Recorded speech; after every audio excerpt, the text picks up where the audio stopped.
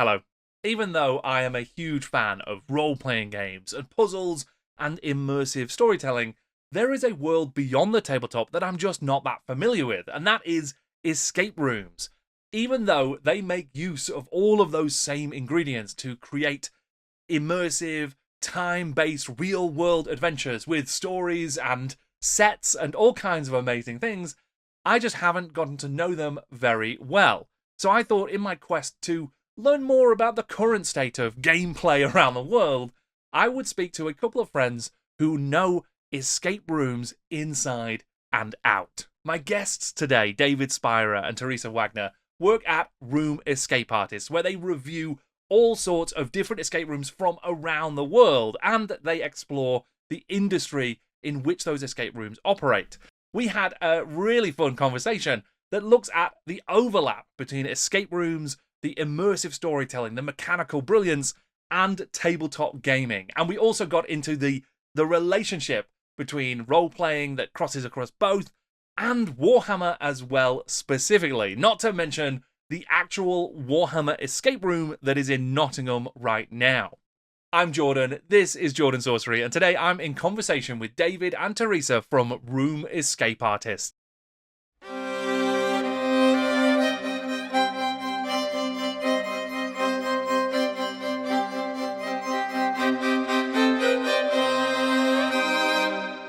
David, Theresa, thank you so much for joining me to chat about escape rooms and games and puzzles and the overlap with tabletop games and Warhammer in particular. I think this is going to be a really interesting and fun conversation, something a little bit different for my podcast, so I'm excited about it. But I suppose a cool place to start would be just exploring Room Escape Artist and the stuff that you guys do on a day-to-day basis around escape rooms. Like, where's the passion come from? How have you found yourselves doing this?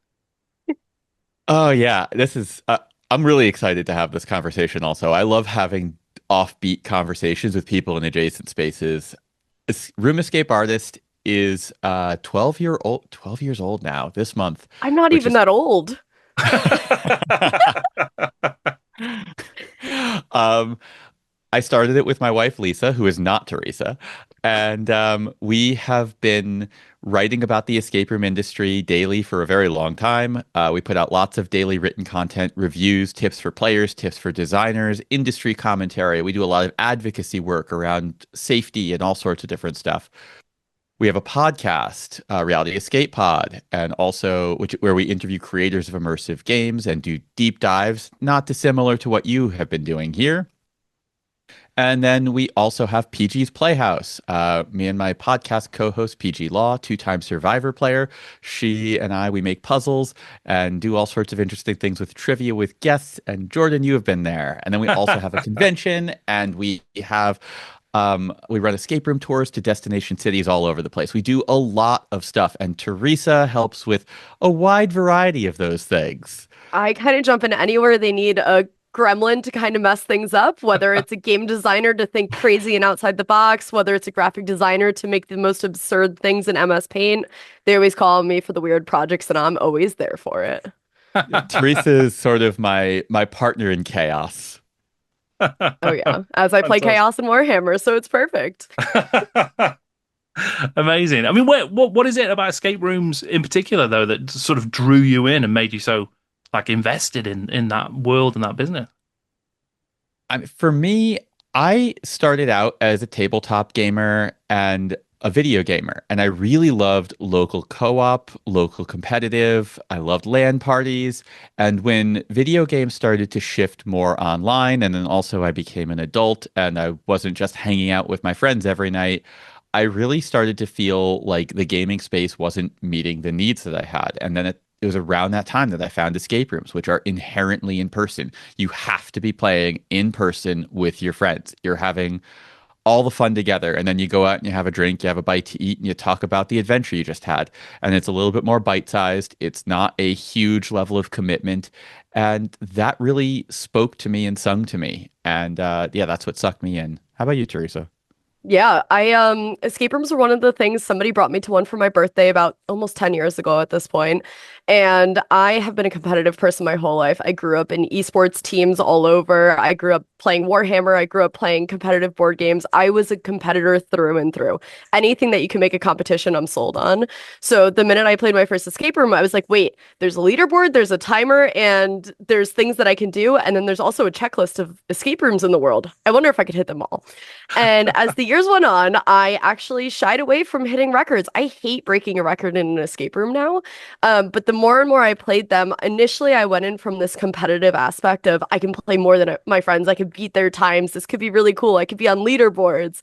And the more the years went on, the hundreds and hundreds of rooms later, I kind of realized I'm not there for the competitive aspect. This is the one thing in my life that I don't have to compete in, and I can just enjoy and be immersed in the world around me. And it has become like I don't want to say leisurely hobby because you're still timed, you're still being chased by a man with a chainsaw of some sort, maybe. But it At least in definitely is one of Athens. oh yeah, it's one of my like, I get to sit back, relax, not worry about winning or losing. I don't think I'd lose an escape room at this point, but if I did, that would be fine. That would be a-okay. And I just love like the minute you step into a room for 60 or 90 or 120 minutes, whatever it may be, you are just sucked into this world. You are a player, you are a character in this world, and the world around you doesn't matter. Anything outside those walls is gone. You are you, and you are a character in this story now. And just seeing those worlds be built is almost addicting. I get the adrenaline rush of competing without the stress of competition, which I absolutely adore. Yeah, Yeah. that's really interesting. Yeah. I also came from a similar place where I used to be extremely competitive, and these days I can enjoy playing competitive games, but it's not my inherent default at this point. I really want to make sure everyone is having a really nice time and that people are falling in love with these games the way I have, which on that subject, I do want to say most people who have randomly just picked one escape room that's near them, gone and played it, and they're probably not picturing the thing that me and Theresa are picturing when we say escape room. So that's I think an important thing to note is that like there's your typical escape room, and then there are these world-class escape rooms that will blow your goddamn mind. Sure, I can believe it, right? Because so I'm not a total novice with escape rooms. I'm very bad at escape rooms for whatever reason. The puzzles Nobody's just bad at them. Your they team sucks. no, I'm dragging the team down for sure. The way the puzzles work just always like they short circuit my brain. But I've done a handful of them now, and and most of those have just been like, okay, it's a local escape room. It's I don't want to say it's been thrown together. I don't want to like disrespect the people who've run it, but it's clearly very like it's built to a certain specification that is rolled out in city upon city upon city, like very similar things. Yeah, there's effort and then there's effort. Sure, right, yeah, and because I saw you'd done a written review recently of like a Jurassic Park one that like looks incredible, like it's a full rainforest like set. The whole staging for this thing is incredible. Yeah, our writer Matthew Stein wrote that one, and there's like full on dirt, and they built like an ecosystem inside of a basement in Barcelona, and it is insane what they have done. That's The amazing. company Yeah. also built an entire like Japan cityscape inside, and we're talking like 3 stories tall buildings with like the lights and the sand. And like I got out of that room covered in dirt because the whole ground is just this like sandy kind of material. And I'm like sliding through tunnels and trying to evade like the cyber guards or whatever that are trying to capture us. And I have like my hacking tool on my wrist that I'm jacking into like systems and hacking and whatever. And just like the immersion part of that same company is mind-boggling. Like Right. you have the middle school play or like elementary school play, or you have these like you are physically transported into Indiana Jones the movie, not the movie set. You're like in there fully in character, and it's just the scale and kind of range in which we see escape rooms. Both sides of the coin are very exciting and interesting fun, but when David and I think of escape rooms, I think I'm at about 600, he's at like 800,005. It's about 1,300, but you can round up. Nobody's counting. Yeah, no, it's great. That's The more amazing. immersive ones are just mind-blowing. And I mean, like, we have one in Nottingham that is Warhammer themed, Right, which is sure. such a good gateway drug for all of the Warhammer players out there. Yeah, this is one of the ones that I've done that is the what I would say is my like top end. So I've not been to any of these like super immersive ones. There was some in, and I wish I could remember it. It's in London, and you kind of go down into an old abandoned car park beneath a building, and they've converted a load of spaces. And that's the only one I've done. We didn't have an actor in it, but you could have an actor like in the room at the same time, like Mhm. in this in this medieval prison, a dungeon that you were in, and that was really fun because that had like things I didn't expect. So when I've done it in the past, you've kind of got these like very simple puzzles with very simple elements. That one you had to like saw your way out of the actual cell so you could then get to the next person and help them get out of theirs and so on and so forth. Incredibly immersive. But yeah, that the Warhammer one in Nottingham is really fun. Just being in the Warhammer world. Like it's a role play as much as anything else, Yes. right? Yeah, and if you're an AdMech player, it hits all of those excitement moments for you. Like I just got into 40K this past year, so I definitely come from an Age of Sigmar background, very fantasy background. But even just like being in that room, I was like, oh no, I know what's going on. I see what's going on. And like you hear like all of these voice lines, and while there's no actor in there, it feels like the room is coming alive around you. Sure. And Yeah. it's incredible. How does that one like stack up with some of the more immersive ones? Yeah, I'm assuming it's not at the top end, but you know, based on there's no they've not built this. I mean, it's amazing. Like it's a really cool The set and spaces, but it's not that it's kind of mega so scale. intricate and detailed, and that I really think the company did an amazing job taking a small space that they had in their facility and really changing it to become like I am in the 40K universe. I am in this ship right now. Like things are happening, and they've really picked out all the minute details that truly make it a Warhammer experience, which I really appreciated. I think considering there's no actors in the game and the space is tiny, they have done an incredible job being able to portray their story and have the players go through this whole adventure. Hmm. Um, so I think it really like for me, I'm definitely biased because I mean my favorite theme is going to be Warhammer at the end of the day.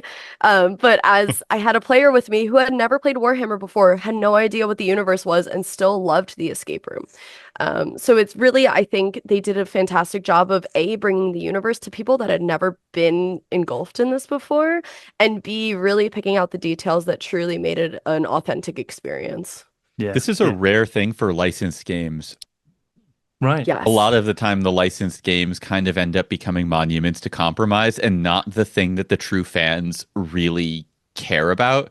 And so it's always exciting to me when I hear about a game that was built for a specific IP for a community that really cares, and then it like fires on all those cylinders. Yeah. Sure. Yeah. Because I've done a Doctor Who one, which had they'd done like like elements with the Uh-huh. actors from the show and kind of had some elements of that, and that was quite cool. You know, that was kind of like tying you into that, but it didn't feel like it wasn't as immersive. Wasn't bigger on the inside. No, no, it was definitely not. That's very fair. Yeah, I mean, that's interesting. But is that like a big subset of the escape room like industry licensed stuff? No, it's not. It's a small subset. They I would do say it depends exist. on the country also. Well, Right. Like, if yeah, you get into other countries, they're not licensing them. that is correct. Okay. Yeah, if you go to Okay. like Spain or Athens, you'll find plenty of like Batman games and stuff like that, but they're not going to be licensed. Right. Okay. Okay. And Mhm. tragically, they're going to be better than the licensed Batman games that you will actually find. Oh, that's a shame. Is that, and because Yeah, you said there's like a certain an amount of compromise. Do you think that's to do with like because you need to represent the brand in a certain way, you can't test limits and push things too far? it really varies from deal to deal and license to license and company to company. But realistically, you're kind of looking at a couple of different extremes. On one extreme, you might have a company that persuaded a licensor based off of ticket sales and revenue, and the licensor is just like, I don't care about what you do with it. Here are the assets. Go make a game and make sure that you pay me. And they don't care that much. The flip side of it is you have a licensor who cares a lot about the way their property is represented, but knows very little about how escape rooms should be designed. And so that they end up imposing opinions that might make sense if you were making a video game or might make sense if you were Mm. making a movie, but don't make sense when you are making an escape room. Right. Okay. I think I follow. I mean, it's One of the interesting most 'cause- oh, So go on, sorry. Teresa. I was gonna say one of the most disappointing games I've ever played, and I think David agrees, is Back to the Future. Universal Studios down in Orlando, Florida, made a Back to the Future game that was officially licensed, working with everybody from the thing. They had the actual actor for Doc like do some video footage, and it was the worst game I have ever played in my life, and also the meanest review I have ever written for Room Escape Artist. Wow. What made it into like a bad experience? What was it about the escape room that what didn't The work?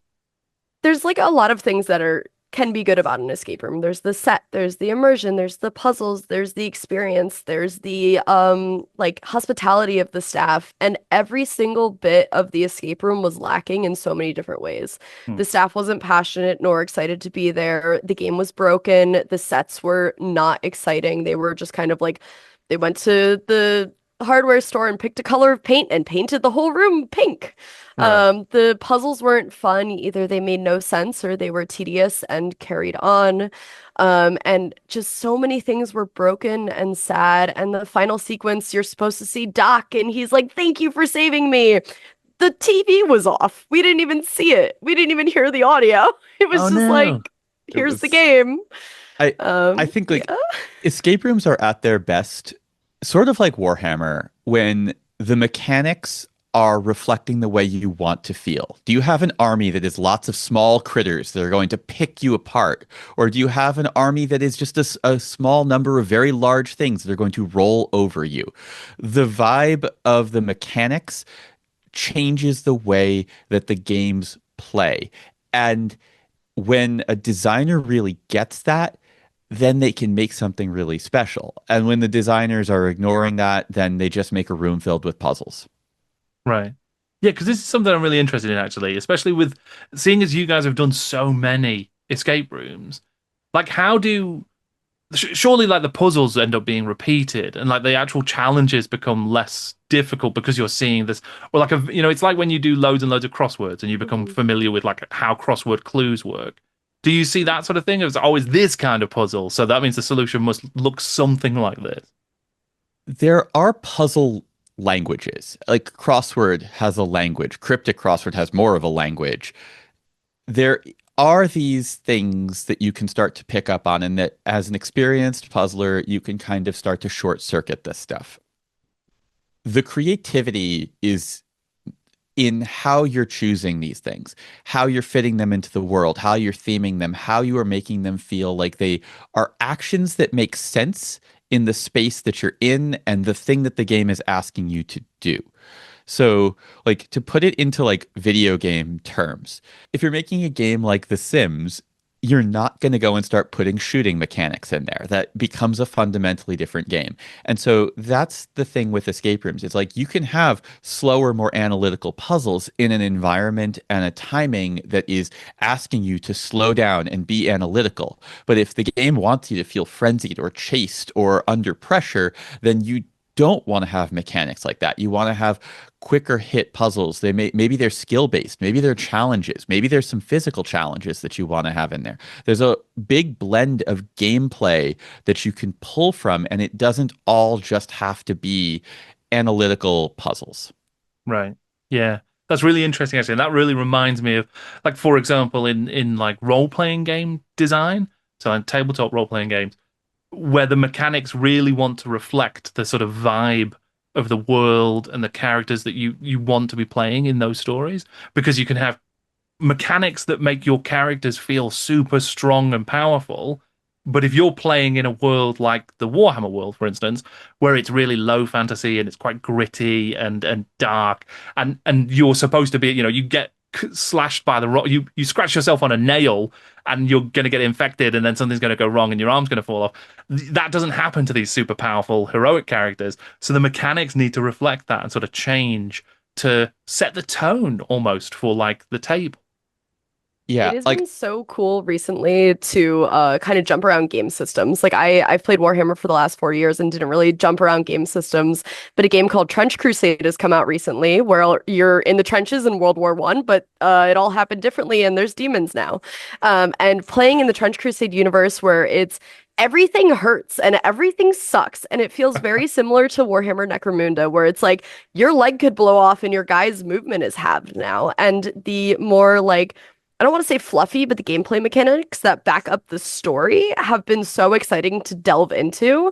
And just seeing how those worlds are kind of twisted and changed based on the mechanics is really intriguing to me. I can Yeah. paint I can paint a picture for you from a game that is closed that I think will really illustrate this point.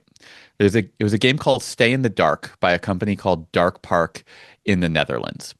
And this game, I'm going to preface by saying there's nothing like this. The game doesn't exist anymore. You're not going to find anything like this. It's a unique beast. Stay in the Dark was set in an abandoned chemical factory, multiple stories, massive space. And it starts off with you exploring a basement. You are looking for a vlogger who went missing. Along the way, you have heard rumor of a serial killer named the Scorcher who burns his victims. And as you are exploring this basement, it is dramatically lit. There is a dark, menacing soundtrack. You can hear sounds. You can hear a dog bark, and it sounds echoey like it's in the basement with you. And you are solving the simplest puzzle. You are literally just looking for numbers on a wall. You need four of them, and each number has a position for a lock. All you need is to search the space and find four numbers to put into a lock. It could not be easier.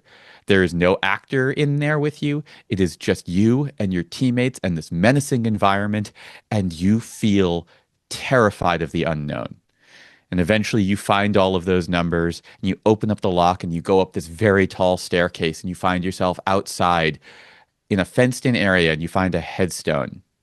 You don't really know who it's for, but you also clear off some rubble on the fire escape because it's the only place you can go. And you climb all the way up the side of the building and you enter into the top floor of this chemical factory. And you're now in this lab environment. Once you're up there, you find a few things. One, you find a map that shows the location of three different keys. You find a large trunk on casters. And if you try to move this thing, it makes so much noise. And and this trunk has three padlocks on it. So you figure out, all right, we've got to go and get the three keys for this padlock. And you go off to go find them. And that's when you find the last thing in this space, which is the Scorcher, a performer dressed in menacing firefighter garb. They have a chain that they're dragging and they make a lot of noise. And you quickly figure out that the Scorcher follows Jurassic Park Tyrannosaurus Rex rules. They see movement. And you go off and you try to go and find one of those keys, and you get there and you are so proud of yourself. You found a key, and that is when you realize that the key is chained to the wall. You have to bring the trunk and the casters with you. And so you proceed to go through this game of like hide and seek where you're getting chased by this like Jason Voorhees like enemy that will not stop. Doesn't move fast, but just will not stop pursuing you. And you're hiding and you're throwing things down the hallway to try and distract them. And eventually you maneuver this loud thing through the space and you open up the trunk. And I don't even remember what you get out of there, but you end up proceeding to the next space. You go down a whole bunch of flights of stairs and you find yourself, after solving a couple of puzzles in a little bit of a lull, you emerge into this space that has like this labyrinth of fencing, and in the middle of it, a whole ass fire truck with the ladder extended up to another platform on another floor. And you can't get there. And so you go the only way you can, and you find yourself going down this corridor off to the side, and there's this ramp and there's a rope up to it, and someone climbs up there and hits a glowing red button. And as soon as you do, a fire alarm blares, and you see the Scorcher ziplining across this huge room towards you. And you start running into the maze, and the Scorcher unclips from the harness and starts chasing you in. And you solve a really simple puzzle that's just counting things. It's just counting objects, but you're being chased and you're scared and you are powerless. You are just not like before you were avoiding the Scorcher. Now you are running from the Scorcher. You have never been more powerless, but you get there, you get through this lock and you go up into the ladder and you use it basically as a bridge to get up to the next level. And from there, you end up finding out more about this character, what their backstory is, and then you end up in a boss battle. You are in this chemical facility. There are these vats. It's dramatically lit. It looks like it could be from the 1989 Batman. And you basically play out this boss battle against this character. And it's very physical. And you're running around and you're hitting these buttons in the right sequencing. And eventually you defeat this character. And they have a dramatic death scene where they fall from the rafters. And they're there dangling in front of you, dead, while dramatic music plays. And you exit. Like, so in this game, you go from being afraid of the unknown to avoiding your enemy, to being chased by your enemy, to being empowered and defeating your enemy. And all of this is using those mechanics to paint this picture for you. And you're not hearing about it, you're feeling it, you're living it. That's what an amazing escape room can do for you. That sounds incredible. I mean, and that sounds like a role-playing game session. Right, but brought to life. Yeah. There's just no dice and there's no mechanics other than like what you're trying to accomplish and yourselves, you and your teammates. And some of your teammates are going to excel and thrive in this under this pressure, and some of them are going to need you to take care of them and help them through it. And everyone is having their own experience to that. And each person brings a bit to the dynamic, and that is what brings this all to life. Yeah, that's so interesting as well about how, like, because you're saying that the puzzles are super simple, they essentially exist to raise the stakes, right? They are like it's the moment in a horror movie when someone's fumbling with a key trying to get a lock open, and you're kind of recreating that for the team in one go. There was very little difficult in Stay in the Dark because you're riding an adrenaline roller coaster. Your brain is not going to work properly through this. Like, the fear is real. Like, you can step out of yourself and know, like, yeah, that is a performer. They're not going to hurt me. I am not going to hurt them. I am here with my friends. I am totally safe.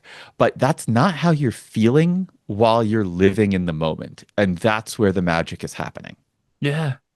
That sounds amazing. What happened to it? Why is it not still around?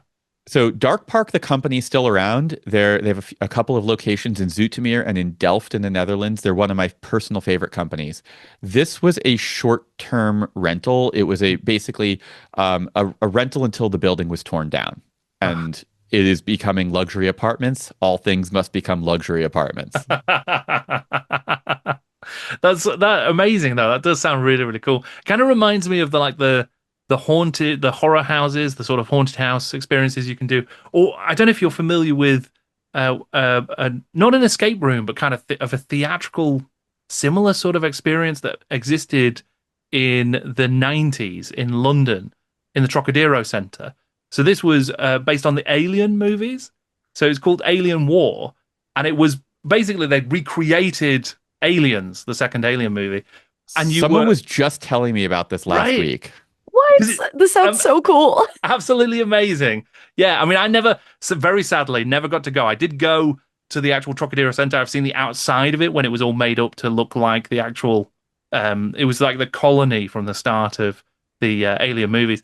But it essentially was like a live theatre experience. So there would be people dressed up as the colonial marines. You were just a visitor to this lab. You were there to see the aliens. Of course, one of the aliens breaks out. And now you're being ushered to the escape vehicle on the other side of the location. And it's all done with like special effects and sound effects. And there's aliens running around. And obviously there's no actual, they're all firing blanks and stuff, but the sound effects are all from the movies. And you're just, I assume, absolutely terrified as you're being like dragged through this thing. Apparently they even would have actors in the group of people, and the actor would get grabbed by an alien at one point and dragged away, and you would think that that was just another tourist. Oh, it's incredible. That was the scene that was being described to me by someone, that like everyone gets suited up into the like the Marines uniforms, and they slip a plant in with you, and it's just like someone who's acting like they're just a tourist in town. They're really excited to see this thing, and they're suiting up with you, and then you go into this elevator and things start going wrong, and the elevator opens up and they get yanked out of it, and like have this like violent scene in front of you, and you're like, holy shit, that I thought that was just another tourist. Right. I wonder if this is one of the earliest depictions of like a plant in a game, because we have that in like kind of the immersive theater world, where like an actor will be planted into the crowd and then something will happen to them, or they'll do something that is shocking for it to happen to an attendee. I'm curious if this is one of the earliest adaptations of that. I don't know of an earlier one, but I also only just learned about this one. So I'm so excited to look this up later. There is some really good like material on YouTube about it, because there's some folks who I think are trying to make like a full feature-length documentary, and they've put a load of interesting stuff up online. Yeah, really, really interesting in this kind of space. Slightly different, but kind of crossing over with that interactive storytelling element. I mean, essentially in that you're a member of the audience who's physically in the room. So I suppose it's kind of slightly different. But yeah, really, really interesting. So many different ways to kind of tell stories in this sort of interactive space. Absolutely. And that's the thing. Escape room creators, like the really great escape room creators, they're kind of creative magpies. They will pull from anything and everything to tell a story, which again I think is similar to Warhammer in that like Games Workshop doesn't care what medium you are taking in lore. They just care that you can take in lore wherever you want to take it in. And I think that's kind of how escape room creators are sort of like looking for inspiration in anything and everything, and they'll turn any of it into a mechanic to further their game design. Yeah, I can believe it. I mean, I really miss the old design of Games Workshop things. And if anybody's ever listening, listen to Theresa. She has good ideas. I miss the goofiness that like Warhammer Fantasy had back in like the 90s of like you could take control of somebody else's like giant, or like things would fall off the table and take damage because they left the battlefield. And like I miss that goofy, mechanically driven gameplay, and I want it back. End of rant. Sure, yeah. I mean, I remember Gorkamorka in particular, which for David, if you're not familiar with this is I'm not. It's like orcs, but doing Mad Max. So all of these big burly orcs will pile onto the back of trucks and be driving their trucks around, fighting each other. But there were, I don't know if it was a house rule or a real rule, but the way it worked was that you would have as many orcs as you could fit onto the actual truck. And then if they fell off, that counted as they fell off in the game. And this was the same rule that was used for one of the original Orc battle wagons in 40k as well. So if you were just piling a load of guys on so that you would have all of these extra guns and extra guys in combat, that could be fantastic. But you put one too many on and the whole house of cards falls over. All of your orcs are gone because they've fallen off the side of the truck. I love that. Yeah, that's really flavorful mechanical design. I get it. I get that. That's fun. Yeah, absolutely. I mean, and it, in the sort of Age of Sigmar space, obviously when Age of Sigmar first launched, there was a load of like they've got a bad reputation, some of those rules, but there were some quite interesting, flavorful rules around. Like there was a certain character who has an amazing mustache, and if the player has the best mustache out of the two players, then they would get bonuses. There's like a snooty elf who, you get certain bonuses if you are. I can't remember the specifics of that one. I remember there's a Cetra, the undead, who refused to bow to anybody. If the player knelt in the game at any point, then they would instantly lose the game. So that's fun. And then the sneaky Skaven, the rat men, who cannot be trusted because they're always cheating and they're always scumbags. If they ever roll a 13 on two six-sided dice, then they would win instantly. But they still have a lot of mechanics around rolling 13 on two dice, which is very silly, but technically can happen with +1s. It sounds so much like the silver bordered sets in Magic the Gathering. That's what I was just thinking of. Yep. So all the unsets, every 5 years, Wizards of the Coast releases like a goofy Magic the Gathering set that has silly rules that interfere with the real world. So like I can get on my phone and call somebody and ask them for a number 1 through 10, and depending on what they say, my card changes. Or if my shirt's blue, I get extra mana because my shirt's blue, but my shirt, I guess I'm wearing black, white, and blue right now, but I'm not wearing green. I'm not going to get any forests. It's not every 5 years, but it is every once in a while they greenlight one. Was the first one Unstuck or something like that? Was that the Unglued. Unglued? I remember Yep. the adverts in the back of comics, and I remember Yes. seeing it. Yeah, when it was first coming out a long time ago now, right? Yeah. Yeah, they've Yeah. come out with 5 sets now, because they just released one about 2 years ago. Right. But yeah, everything in those sets is intended to be very goofy. In recent years, they have actually made some of them playable in the normal format. But they do keep the format kind Very of separate controversial. because Right. very controversial for some of the things, to keep it kind of separated. But I really wish we would get some like codexes that have the silly rules still integrated. And it's like, if you want to play your own house rules that are goofy, go for it. Yeah, that is fun. All of this puts me in mind escape rooms as well of a game that came out in like 2015 called Warhammer Quest Silver Tower. So this was a sequel or a reboot of a classic Warhammer game. That's a dungeon crawling game where you're essentially going down through the dungeon and sort of exploring it. The Silver Tower version was set in this magical prison, essentially, a Tzeentchian prison. And a lot of the rules in that were really, really flavorful and really, really creative. And it kind of, the whole thing is kind of like an escape room in a way, because you are all prisoners trying to together escape. Some of you are like might be bad guys as well, but you're making a first alliance with all of the other heroes because you all just want to get out of this magical prison. But there would be random puzzles and random things where like you might have to stack up a load of dice, and if the dice fall over, then you'll take damage or you'll lose your items. There's loads of really interesting, fun ideas in there.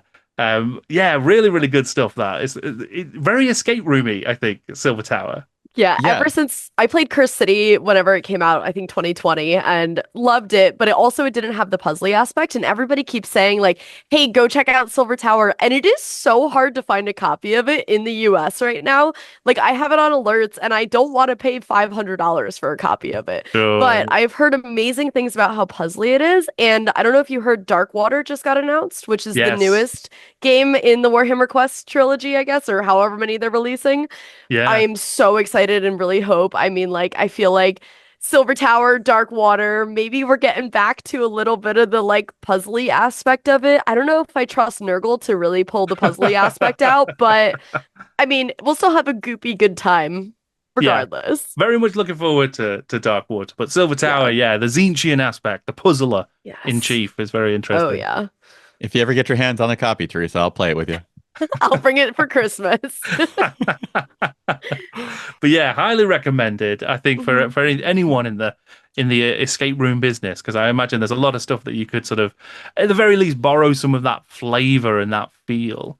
I mean, I guess maybe the sort of final question to explore would be like, what are your favorite escape rooms? Like in the whole world, out of all of these thousands that you've done, which ones? Maybe it's unfair to say one in particular, but which ones are like at the top and why? I In the definitely past- have. Oh, sorry, you go, David. In the past, if you would have asked me my favorite, I would have always had like a cluster of like 5 or 6 that like I'd pick one of them on any given day. But earlier this year, I played a game called Magnifico from a company called Escaparium in Laval, Quebec, Canada, just outside of Montreal.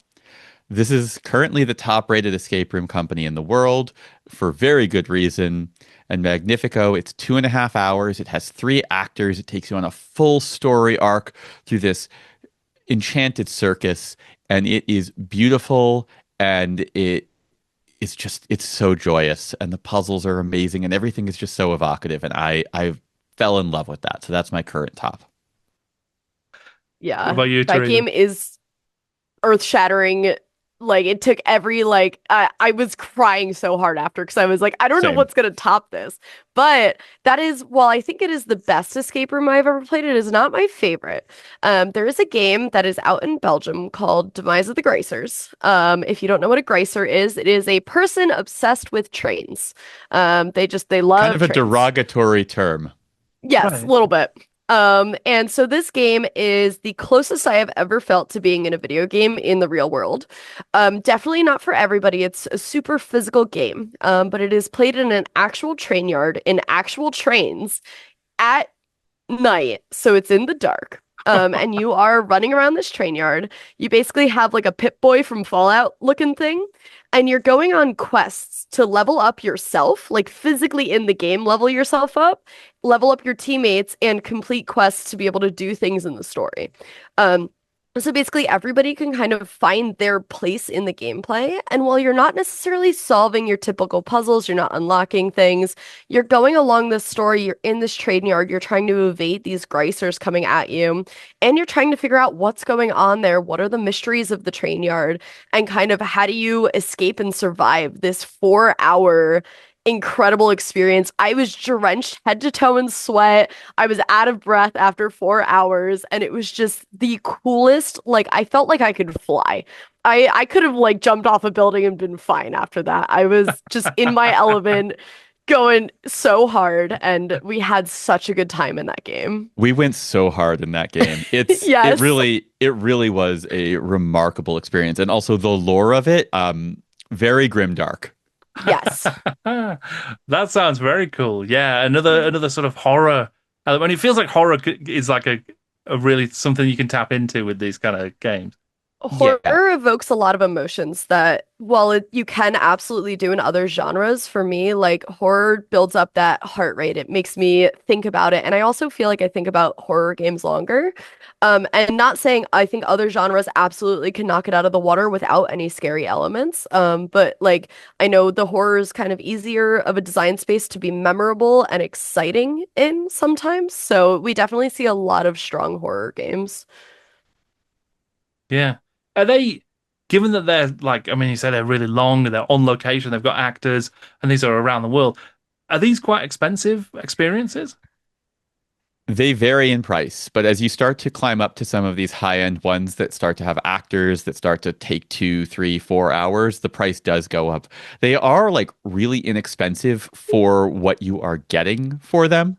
But then you can also find high-end games that don't have actors, that have, 60 or 90-minute runtimes and that are much closer to, your like 40 price point, using US dollars. Hmm. Right. Sure. Yeah.